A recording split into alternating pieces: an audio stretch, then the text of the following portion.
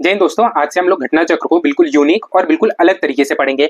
आज से हम किसी भी टॉपिक को पहले माइंड मैप के थ्रू समझेंगे। उस माइंड मैप के थ्रू से हम लोग उसके सारे टॉपिक को कवर करेंगे। जितने भी इंपॉर्टेंट टॉपिक्स रहेंगे उसको हम लोग कवर करेंगे थ्रू माइंड मैप।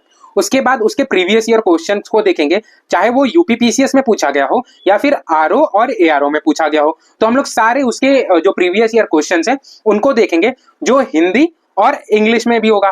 ठीक है, जिससे दोनों माध्यम के विद्यार्थियों को मदद मिल जाएगी। फिर उसके बाद हम उसके डिटेल एक्सप्लेनेशन को देखेंगे, जिससे टॉपिक के जितने भी इंपॉर्टेंट पॉइंट्स हैं वो कवर हो जाए। ठीक है दोस्तों, तो आइए चलते हैं अपने पहले टॉपिक के ऊपर। जो पहला टॉपिक है वो है constitutional development of India. Indian constitution में कई ऐसे प्रोविजंस हैं जो लिए गए हैं ब्रिटिश एक्ट एंड पॉलिसी से। ड्यूरिंग द कॉलोनाइजेशन पीरियड, मतलब ब्रिटिश रूल के पीरियड में इंडिया में ब्रिटिशर्स ने कई सारे लॉज लाए थे। उन लॉज को इंडियन कॉन्स्टिट्यूशन में भी मेंशन किया गया है by the framers of Indian constitution. ठीक है, इसलिए हमको ये जो ब्रिटिश लॉज एंड एक्ट है, पॉलिसीज हैं, उसको पढ़ना बहुत ज्यादा जरूरी हो गया है। ठीक है, तो जो ब्रिटिश रूल है उसको दो पार्ट में बांटा गया है। एक तो कंपनी रूल, दूसरा क्राउन रूल। कंपनी रूल जो चलता है 1773 से लेके 1858 तक, ठीक है, टिल रिवॉल्ट ऑफ 1857 होता है। उसके बाद क्राउन डायरेक्ट रूल आ जाता है।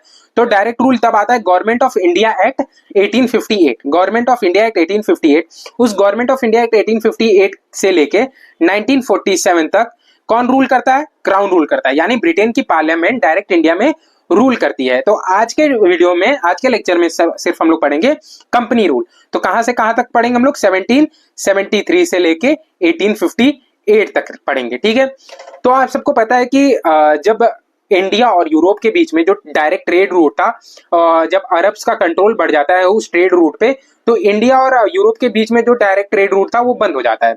उसके बाद यूरोपियंस ने नए ट्रेड रूट की खोज की, जो आता है कैप ऑफ गुड होप्स होते हुए। तो टोटल 5 मेजर पावर इंडिया आती है। एक तो पोर्तुगीज हो गई, Dutch, English, Dutch, English, Danish और फ्रेंच।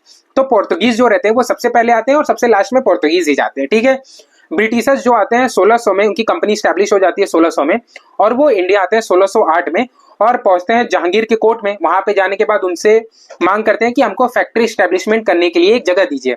जहांगीर मना कर देते हैं due to the reason of Portuguese की वजह से। ठीक है, पोर्तुगीज और ब्रिटिशर्स के बीच में एक वॉर होती है, बैटल ऑफ स्वाली, सूरत में। वहां पे ब्रिटिशर्स जब जीत जाते हैं, वहां पे फिर उन्होंने सूरत में अपनी फैक्ट्री स्टैब्लिश करते हैं। उसके बाद ब्रिटिशर्स की जो पावर है वो बढ़ने लगती है। उसके बाद ब्रिटिशर्स ने कई सारे बैटल किए, चाहे वो बैटल ऑफ बक्सर हो, बैटल ऑफ प्लासी किया। फिर उन्होंने मैसूर अपना कर्नाटिक वॉर चालू हो गया, फ्रेंच और ब्रिटिशर्स के बीच में हुए। उसके बाद आप ले लीजिए, आपका मराठास वॉर हुआ, आपका पंजाब का वॉर हुआ। तो ये सारे कई सारे वॉर हुए, बैटल हुए ब्रिटिशर्स और इंडियन रूलर के बीच में, ब्रिटिशर्स और यूरोपियन कंट्री के बीच में। इसकी वजह से जो ब्रिटिश की पावर रहती है इंडिया में वो बढ़ जाती है। ठीक है, तो जो एक्चुअल पावर है वो बढ़ने कब से चालू हो जाती है? वो होती है बैटल ऑफ बक्सर और बैटल ऑफ प्लासी से। ठीक है, पहले बैटल ऑफ प्लासी होता है। बैटल ऑफ प्लासी में बंगाल के नवाब को ब्रिटिशर्स हरा देते हैं, जिससे उनकी पावर थोड़ी बढ़ जाती है। फिर एक और बैटल हो जाता है बंगाल में, बैटल ऑफ बक्सर, जिसमें 3 लोग इन्वॉल्व थे, नवाब ऑफ बंगाल और नवाब ऑफ अवध और फिर मुगल एम्परर भी इन्वॉल्व थे। अब तीनों लोगों को ब्रिटिशर्स ने हरा दिया। जब इन तीनों लोगों को ब्रिटिशर्स ने हरा दिया तो बंगाल में जो मेजर पावर बच जाती है वो कौन बन जाती है? वो ब्रिटिशर्स बन जाते हैं, और जो नवाब रहते हैं और मुगल एम्परर रहते हैं वो पपेट बन जाते हैं। ठीक है, इसी बैटल के बाद एक ट्रीटी होती है, ट्रीटी ऑफ इलाहाबाद। उस ट्रीटी के बाद जो रेवेन्यू कलेक्शन राइट रहते हैं वो चल जाते हैं ब्रिटिशर्स के पास। इनके पास जब रेवेन्यू कलेक्शन राइट पहुंच जाते हैं तो इनके बीच में with in the British East India company कई सारे करप्शन होने लगते हैं, प्राइवेट ट्रेड्स होने लगते हैं, और जो कंपनी है वो लॉस में चली जाती है। और कंपनी ब्रिटिशर्स, जो ब्रिटिश की पार्लियामेंट है, क्राउन से लोन मांगती है, और उसी टाइम ब्रिटिश की पार्लियामेंट में ये डिमांड उठ जाता है कि इतने सारे करप्शन हो रहे हैं। तो, और रॉबर्ट क्लाइव जो गवर्नर थे बंगाल के, उनके ऊपर भी करप्शन चार्जेस लग जाते हैं। तो ब्रिटेन की पार्लियामेंट में डिमांड उठती है कि हमको ऐसा एक एक्ट लाना चाहिए जिससे हम जो ब्रिटिश ईस्ट इंडिया कंपनी है उसको ऑपरेट कर सके। तब आता है आपका रेगुलेटिंग एक्ट 1773। ठीक है, इसी रेगुलेटिंग एक्ट के थ्रू पहली बार जो ब्रिटेन है वो इंडिया में इन्वॉल्व करती है, इसके लॉज में इन्वॉल्व करती है। ठीक है, तो ये जो कंपनी रूल है वो चलता है 1773 से लेके आपका 1858 तक। ठीक है, सब कुछ बढ़िया चलता है, लेकिन इसी बीच में कई सारे ऐसे लॉज, कई सारे ऐसे एक्ट लाते हैं जिसे इंडियन खुश नहीं रहते हैं, और आगे जाके एक रिवॉल्ट हो जाता है, वो होता है 1858। ठीक है। 1858 का रिवॉल्ट होता है। 1858 के बाद रिवॉल्ट जो होने के बाद जो क्राउन है वो बोलती है ये कंपनी का जो मोनोपोली है इंडिया के साथ खत्म किया जाता है। अब इंडिया में डायरेक्ट रूल कौन करेगा, वो करेंगे ब्रिटेन की पार्लियामेंट डायरेक्ट रूल करेगी, ठीक है। तो इसलिए मैंने बैकग्राउंड बताया ताकि आपको एक ओवरव्यू मिल जाए और चैप्टर को समझने में आसानी हो, ठीक है दोस्तों। तो आइए चलते हैं, माइंड मैप चालू करते हैं। अपना जो पहला टॉपिक है वो टॉपिक है कंपनी रूल, जो चलता है 1773 से लेके 1853 तक। ये 1858 तक, जो उसके बाद रिवॉल्ट हो जाता है, उसके बाद कंपनी बदल जाती है, ठीक है। उसके बाद नया रूल आता है गवर्नमेंट ऑफ इंडिया एक्ट 1858, ठीक है। तो इसलिए मैंने 1853 डाला है। तो जो पहला एक्ट आता है वो रेगुलेटिंग एक्ट आता है। रेगुलेटिंग एक्ट के थ्रू क्या क्या चीजें इंपॉर्टेंट है, उसमें पहली चीज इंपॉर्टेंट है कि यहां से ब्रिटेन की गवर्नमेंट जो है वो डायरेक्ट कंट्रोल ले लेती है ब्रिटिश ईस्ट इंडिया कंपनी का, ठीक है। उसका दूसरा इंपॉर्टेंस क्या है कि पॉलिटिकल एडमिनिस्ट्रेशन ऑफ कंपनी का जो है कौन चलाएगा, वो चलेगा through act and policies made by Britain की पार्लियामेंट, ठीक है। अब क्या होता है कि यहां से इसका थर्ड पॉइंट इंपॉर्टेंट ये है कि यहां से फाउंडेशन हो जाता है central administration in India of the British East India company. तो जो बॉम्बे प्रोविंस रहता है और मद्रास प्रोविंस रहते हैं, यहाँ के दो गवर्नर रहते हैं, दो गवर्नर अपॉइंट होते हैं। अब ये गवर्नर किसको अपना डेटा मतलब रिपोर्ट करेंगे, वो करेंगे गवर्नर जनरल ऑफ बंगाल। तो जो गवर्नर ऑफ बंगाल की पोस्ट थी उसको चेंज करके बना दिया जाता है गवर्नर जनरल ऑफ बंगाल, ठीक है। कौन गवर्नर जनरल ऑफ, पहले गवर्नर जनरल ऑफ बंगाल रहते हैं, वो रहते हैं वॉन हेस्टिंग। तो वॉन हेस्टिंग जो रहते हैं वो पहले गवर्नर जनरल ऑफ बंगाल रहते हैं। आप ये चीज याद रखिएगा, ठीक है। इसके अलावा क्या होता है, इसके अलावा ये होता है कि 4 member of governor executive council बनाई जाती है 4 जन की। वो किसको असिस्ट करेंगे, वो गवर्नर जनरल को असिस्ट करेंगे। साथ में क्या होता है कि governor general could only vote case in tie. अगर कोई मैटर पे टाइज हो जाता है तो गवर्नर जनरल तब उस पे वोट करेंगे, other than governor general vote नहीं कर सकेंगे। एक चीज और क्या होती है कि जो मद्रास रहता है और बॉम्बे रहता है, यहाँ के जो गवर्नर रहेंगे वो रिपोर्ट किसको करेंगे, गवर्नर जनरल ऑफ बंगाल। ये मैंने पहले ही बता दिया, ये फीचर्स हैं उसके। साथ में क्या होता है, साथ में स्टैब्लिश होता है सुप्रीम कोर्ट। कहाँ पे, फोर्ट विलियम में। अब ये फोर्ट विलियम क्या है कि ये 3 गांव रहते हैं कलकत्ता के, उनको मिला के एक फोर्ट विलियम बनाया जाता है, जहां पे ब्रिटिश कॉलोनीज रहेंगे, ब्रिटिश के लोग रहेंगे, उनका फोर्टिफिकेशन किया जाता है। तो वहां पे बनाया जाता है क्या, एक सुप्रीम कोर्ट स्टैब्लिश की जाती है, जहां पे एक चीफ जस्टिस और 3 जज रहेंगे। तो क्वेश्चन कभी कभी पूछता है कि आपका पहली बार सुप्रीम कोर्ट इंडिया में कब स्टैब्लिश हुआ था, कौन से एक्ट के थ्रू स्टैब्लिश हुआ था, तो वो हुआ था रेगुलेटिंग एक्ट 1773 के थ्रू, ठीक है। उसके अलावा क्या है इसके फीचर्स ये हैं कि प्राइवेट ट्रेड खत्म कर दिया जाता है, accepting gift and bribes from the Indian, जो इंडियन के द्वारा गिफ्ट दिए जाते थे ब्रिटिश जो ऑफिसर्स थे उनको मना कर दिया गया कि आप कुछ नहीं लेंगे इंडियंस के द्वारा, जो होगा कंपनी देखेगी, इस रूल के थ्रू होगा, ठीक है। ये सारे फीचर्स दे थे।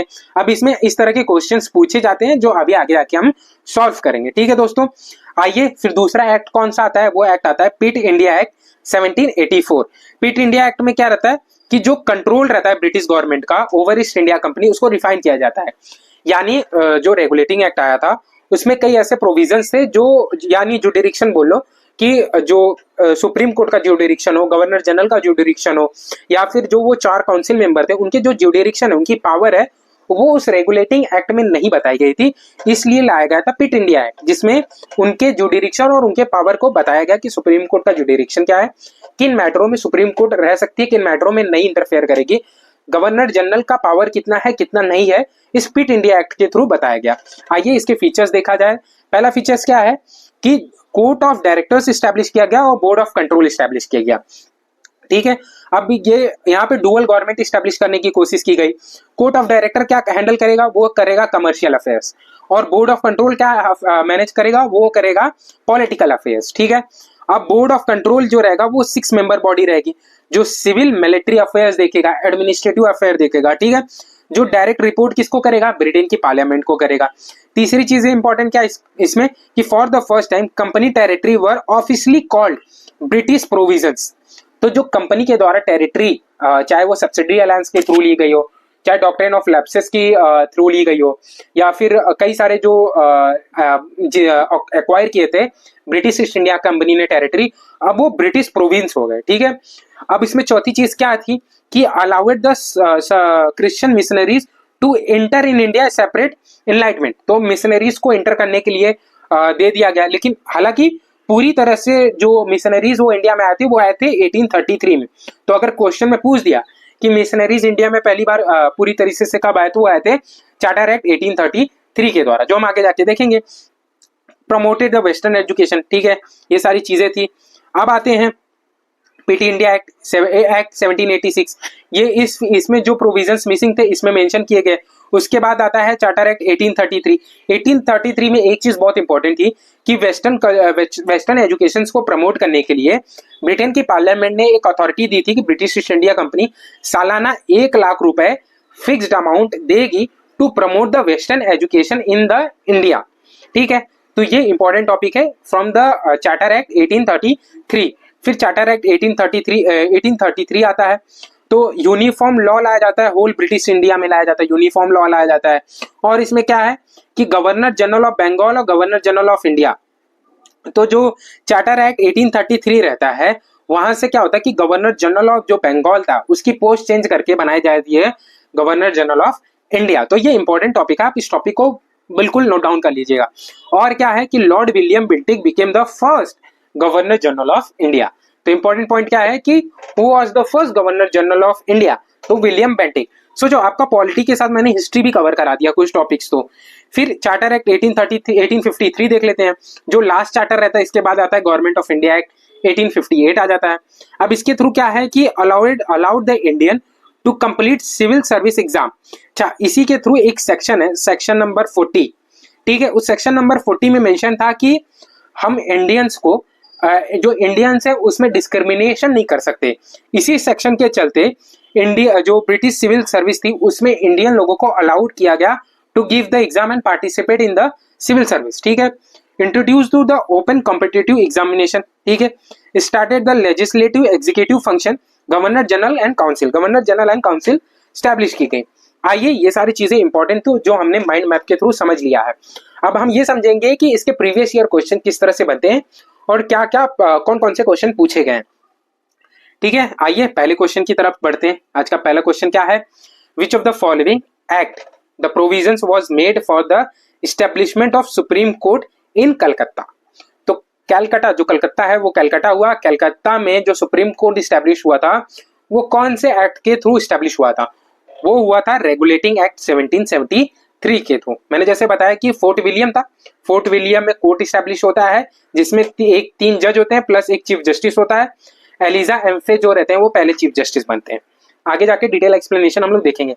हिंदी में क्या है, निम्नलिखित में किस अधिनियम में कलकत्ता को सर्वोच्च न्यायालय की स्थापना का प्रावधान किया गया था।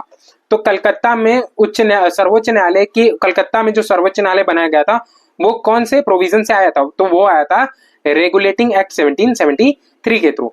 आइए एक्सप्लेनेशन देखते हैं। तो establishment of supreme court at fort William, कब, 1773।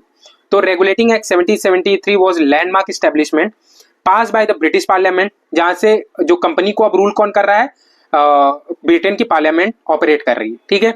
अब उसके थ्रू क्या हुआ कि उसके थ्रू सुप्रीम कोर्ट इस्टेब्लिश किया गया, ठीक है। अब सुप्रीम कोर्ट इस्टेब्लिश किया गया तो जो उसके पहले चीफ जस्टिस थे वो थे सर एलिजा एम्फे, ठीक है, उनके साथ। और एसोसिएटेड विद वॉन हेस्टिंग कौन थे, first governor general of Bengal थे, ठीक है, ये रहा।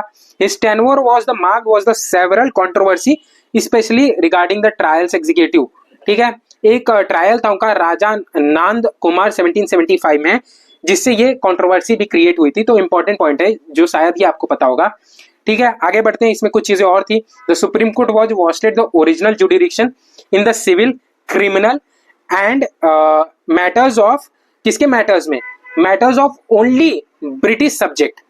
जो ये सुप्रीम कोर्ट इस्टेब्लिश किया गया था वो किन मैटर्स पे सिर्फ देखेगी, वो देखेगी सिर्फ मैटर्स जो ब्रिटिश सब्जेक्ट के रिलेटेड है। कहाँ पे, बिहार, बंगाल और उड़ीसा में, ये 3 जगहों पे देखा जाएगा। सिर्फ इतने प्रोविजंस इसमें इंपॉर्टेंट हैं, ये हिंदी वालों के लिए हैं, हिंदी वाले इसके देख सकते हैं। आइए चलते हैं दूसरे प्रश्न की तरफ। दूसरा प्रश्न क्या है, with the reference of establishment of supreme court. वापस से सुप्रीम कोर्ट के बारे में पूछा है। क्या है स्टेटमेंट नंबर 1 कि supreme court of Calcutta was established by regulating act 1773, बिल्कुल सही है। Lemaistre was the first chief justice of this court, बिल्कुल गलत है। एलिजा एम्फे जो थे वो थे first chief justice of supreme court which was establish in the fort William. ठीक है, इसके हिसाब से ओनली फर्स्ट सही होगा, क्योंकि ये गलत होता है और ये सही तो ओनली फर्स्ट, ये हिंदी वाले हैं, हिंदी वाले इसको देख सकते हैं। आगे एक और है, क्योंकि मैंने इसका एक्सप्लेनेशन ऊपर दिया था इसलिए मैंने यहाँ पे नहीं दिया है आपको। आगे बढ़ते हैं, जो दूसरा प्रश्न है वो प्रश्न क्या है कि मैच द फॉलोइंग पूछ रहा है कि establishment of board of control, B क्या establishment of supreme court, C है permission of English missionaries to work in India, D है appointment of law of member governor general. सामने कौन कौन से ऑप्शन दिए हैं, regulating act 1773, Pitt India act 1784, फिर उसके बाद चार्टर एक्ट 1830, फिर चार्टर एक्ट 1833। तो आप सबको पता है कि बोर्ड ऑफ कंट्रोल आया था पिट इंडिया एक्ट के through, establishment of supreme court आया था रेगुलेटिंग एक्ट 1773 के थ्रू, मैंने बताया था मिशनरीज जो वर्क करते थे इंडिया में वो आया था चार्टर एक्ट के थ्रू, और appointment of law members of governor general वो आया था 1833 के थ्रू। ठीक है, इसके हिसाब से जो आपका सही होगा वो बी सही होगा। ठीक है, चलिए आगे इसका थोड़ा सा आप देख सकते हैं कि मैंने जो बताया रेगुलेटिंग एक्ट 1773 के थ्रू सुप्रीम कोर्ट एस्टेब्लिश हुआ था, पिट इंडिया एक्ट 1784 के through board of control establish हुए थे। बोर्ड ऑफ कंट्रोल और बोर्ड ऑफ काउंसिल्स क्या करते थे, वो करते थे उसके कमर्शियल अफेयर्स को देखते थे, बोर्ड ऑफ कंट्रोल क्या करते थे एडमिनिस्ट्रेटिव अफेयर्स को देखते थे, बोर्ड ऑफ कंट्रोल किसको रिपोर्ट करते थे, वो डायरेक्ट रिपोर्ट करते थे ब्रिटेन की पार्लियामेंट, जिसमें टोटल 6 मेंबर हुआ करते थे। अब चार्टर एक्ट 1833 मिशनरीज को वर्क करने के लिए इंडिया में देता है। अब बेसिकली मिशनरीज क्या है, मिशनरीज ये है कि ये इंडिया में आएंगे, जो इंडियन लोग हैं उनको कन्वर्ट करेंगे इनटू क्रिश्चियनिटी। ठीक है, तब के समय में बहुत सारे क्रिश्चियन जो हिंदूज थे वो क्रिश्चियनिटी में कन्वर्ट करा दिए जाते हैं। अच्छा, ये आपको पता होगा कि जो पोर्तुगीज इंडिया में आए थे, जब नए रूट की खोज हो रही थी इंडिया और यूरोप के बीच में, तो उसमें 2 कंट्री सबसे आगे थी, एक तो पोर्तुगीज थे, दूसरे थे स्पेन। तो स्पेन तो सबसे पहले ट्राई करता है। तो आपको पता है कि कोलंबस जो इंडिया के लिए निकले रहते हैं वो पहुंच जाते हैं कहाँ पे, अमेरिका, और अमेरिका की खोज करते हैं। जो कोलंबस रहते हैं वो इटली के रहते हैं, ये चीज आप नोट डाउन कर लीजिएगा। तो वो इटली के रहते हैं, वो प्रपोजल स्पेन के पास लेके आते हैं, स्पेन उनको अथॉरिटी देती है और पैसे देती है कि जाइए भैया ट्रेड रूट की खोज कीजिए। तो वो इंडिया आने की जगह पहुंच जाते हैं अपना अमेरिका। फिर पोर्तुगीज से आपका ये निकलते वास्को डी गामा जो पहुंच जाते हैं इंडिया। ठीक है, लेकिन इन दोनों का मोटिव क्या रहता है, इन दोनों कंट्रियों का 2 मोटिव रहता है कि हम इंडिया पहुंचेंगे और इंडिया में ट्रेड के साथ साथ हम लोग अपना क्रिश्चियनिटी को प्रमोट करेंगे। ठीक है, जिससे क्या होगा कि जब इंडिया पूरी तरह से क्रिश्चियन हो जाएगा तो हमारा जो ट्रेडिंग पॉइंट रहेगा, ट्रेड करने में हमको बिल्कुल आसानी होगी। ठीक है, तो स्टार्टिंग में तो जो ब्रिटेन है ये बात समझ गई थी कि अगर हम लोग डायरेक्ट मिशनरीज इंडिया में इंट्रोड्यूस कर देंगे तो जो हालत पोर्तुगीज की हुई वो हालत हमारी भी हो जाएगी। तो इन्होंने पहले अपना पावर स्टैब्लिश किया, पूरी तरह से इंडिया को डोमिनेट किया, उसके बाद इन्होंने इंडिया में मिशनरीज भेजना चालू किया। ठीक है, तो अब आते हैं चार्टर एक्ट 1833। इससे क्या हुआ, इससे अपॉइंटमेंट किया गया था law member of governor general council. ठीक है, आगे बढ़ते हैं, हिंदी वाले हैं, देख सकते हैं जो नेक्स्ट क्वेश्चन है वो क्या है, which of the following led to the introduction of English education in India. अब इंग्लिश एजुकेशन यानी वेस्टर्न एजुकेशन के लिए इंडिया में कौन कौन से एक्ट के थ्रू लाया गया। तो पहला तो चार्टर एक्ट 1833, इसके थ्रू 1 लाख रुपए, मैंने ऊपर बताया था कि ब्रिटिश ईस्ट इंडिया कंपनी को 1 लाख रुपए देने होंगे, फिक्स अमाउंट रहेगा, जिससे हम लोग वेस्टर्न एजुकेशन प्रमोट करें। General committee of public institution 1823, अब इसके क्या थ्रू होता है कि इसके थ्रू एक कंट्रोवर्सी होती है, आगे नीचे देखूंगा मैं, वो कंट्रोवर्सी के थ्रू 2 कमेटी रहती है। एक कमेटी इंट्रोड्यूस ये बोलती है कि हमको इंग्लिश एजुकेशन के साथ साथ जो क्लासिकल एजुकेशन है, संस्कृत है और जो लोकल लैंग्वेज है वो भी पढ़ानी चाहिए, और एक कमेटी रिकमेंड करती है कि हमको सिर्फ इंग्लिश एजुकेशन ही प्रमोट करना चाहिए। तो सेकंड ऑप्शन भी सही है। और ये है, ये कमेटी, ये कंट्रोवर्सी है, ऑर्गेनालिस्ट और एग्नालिकिस्ट कंट्रोवर्सी है ये, इसी कंट्रोवर्सी के बारे में मैं बता रहा था, फर्स्ट, सेकंड एंड थर्ड। तो इसका आपका तीनों सही है। कैसे सही है, आइए देखते हैं। The East India Company initially discouraged the tradition organized system of education which focused on the classical Indian learning, Sanskrit, Persian, Arabic. ठीक है, तो स्टार्टिंग में इन लोगों ने तो क्लासिकल जो अपना एजुकेशन था, संस्कृत थी, अरेबिक थी, पर्शियन इंट्रोड्यूस किया, लोगों को एजुकेट करने की कोशिश की। लेकिन लेटर ऑन इन्होंने क्या किया, 1833 में एक प्रोविजंस लाया जिसमें 1 लाख रुपए एनुअली दिया जाएगा ब्रिटिश ईस्ट इंडिया कंपनी के द्वारा for the promotion of English education. 1823 में क्या होता है कि एक कमेटी स्टैब्लिश होती है, general committee of public institution, ठीक है, जो बात करती है किसकी, जो इंग्लिश एजुकेशन को लेके बात करती है कि हमको English education, western education India में इंट्रोड्यूस करना चाहिए, ये नहीं करना चाहिए, तो उसी के रिगार्ड में ये कंट्रोवर्सी हो जाती है और फिर इनकी बात सुन ली जाती है। और क्या होता है कि जो ऑरिएंटलिस्ट थे, इनकी टीम में कौन था, इनकी टीम में ये लोग थे और यहाँ से वेस्टर्न एजुकेशन को प्रमोट किया जाता है। ठीक है, ये सारी चीजें थी आपकी, इसमें आप पढ़ सकते हैं। मैंने ऊपर भी जितने भी इंपॉर्टेंट पॉइंट्स थे वो कवर करा दिया था। ये हिंदी वाले हैं, हिंदी वाले भी देख सकते हैं। ठीक है दोस्तों, आते हैं नेक्स्ट क्वेश्चन के ऊपर। By which act the British parliament has abolish the monopoly of East India company trade India accept the T and the China trade. ठीक है, तो ब्रिटिश ईस्ट इंडिया कंपनी का जो parliament abolish the monopoly of East India company trade in India, जो monopoly of trade थी वो abolish कर दी गई है। कौन से एक्ट के थ्रू? लेकिन चाइना और टी के साथ नहीं की गई है, तो वो की गई थी चार्टर एक्ट 1813 के थ्रू। कैसे की गई थी? इसमें दो प्रोविजंस बहुत ज्यादा इंपॉर्टेंट है। एक तो आपका चार्टर एक्ट 1813, दूसरा चार्टर एक्ट 1853। अब चार्टर एक्ट 1813 क्या है कि इसमें की प्रोविजंस क्या है कि it ended the trade monopoly of East India company in India accept trade in T, trade with the China. जो ट्रेड विद द चाइना है इसको खत्म नहीं करता है और ट्रेड ऑफ टी नहीं खत्म करता है, बाकी चीजें अबॉलिश करना खत्म कर देती है। अब आप एक चीज देख रहे होंगे कि धीरे धीरे अब ब्रिटिश इंडिया में डायरेक्ट कंट्रोल करने लगी है। ठीक है, this marked as the beginning of free trade in India the British merchants. ठीक है, अब फ्री ट्रेड हो गया, अब कोई भी ट्रेड कर सकता है, कोई भी ब्रिटिश इंडिया के साथ ट्रेड कर सकता है, सिर्फ British East India company trade नहीं कर सकती है। The act asserted sovereignty of British crown over Indian territory that was the provision under the British control the company. This was the first formal declaration of the crown authority over Indian affairs. अब पहला ऐसा declaration था जहां British crown जो है direct affair कर रही है। ठीक है, ये सारी चीजें थी। अब चार्टर एक्ट 1833 क्या कहता है कि charter act 1833 for the transfer the nature of the east India company extended the function.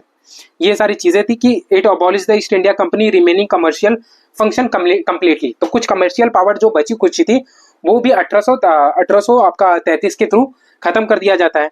The company was now restricted only the political and administrative role.